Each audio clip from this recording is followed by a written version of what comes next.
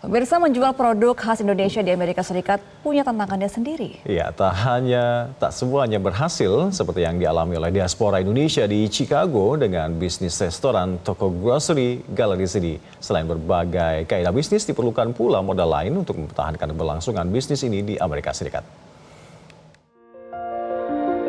Ini it's a business of passion gitu.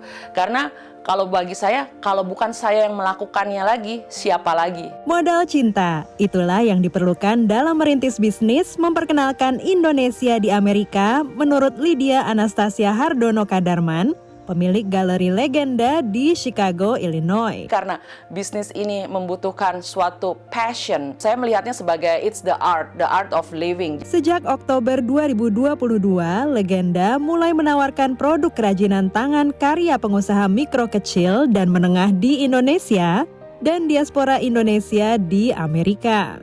Galeri seni ini ikut hadir dalam acara Festival Wow Indonesia di Washington DC akhir Agustus lalu.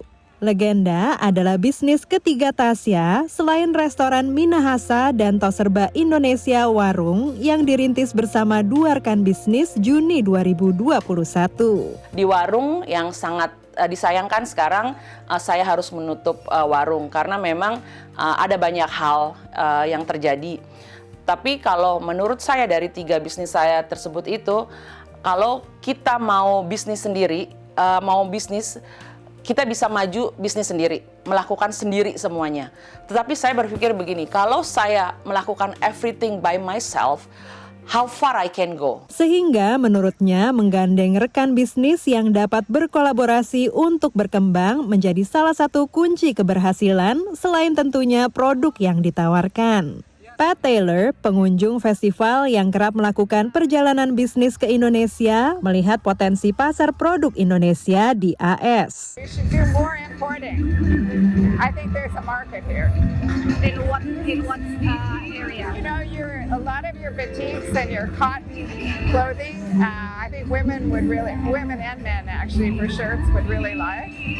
And I don't know that much, but the coffee is very good also. Ini dibenarkan Vivit Coffee, pemilik 2DC Coffee di Washington DC, yang berhasil mempertahankan bisnisnya melalui masa pandemi. Menurutnya, produk apapun dari Indonesia sepanjang ada elemen kemanusiaannya akan dapat diterima oleh publik Amerika. Karena Indonesia itu unik, Indonesia itu langka, dan Indonesia itu sebenarnya jika paketnya itu dibuat cantik, dibuat sebuah approach yang human, itu pasti kejual. Whatever comes from the heart, touch the heart. Once they know the story, they feel connected to the products. Then it's make them easier to buy. Menurut Tasya dan Vivit dibutuhkan kerangka berpikir, kesiapan mental, serta modal tentunya untuk memperkenalkan produk Indonesia di Amerika.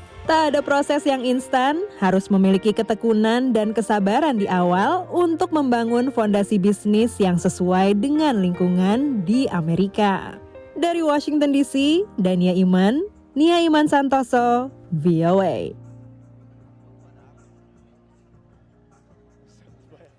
Jelajahi cara baru mendapatkan informasi. Download Metro TV Extend sekarang.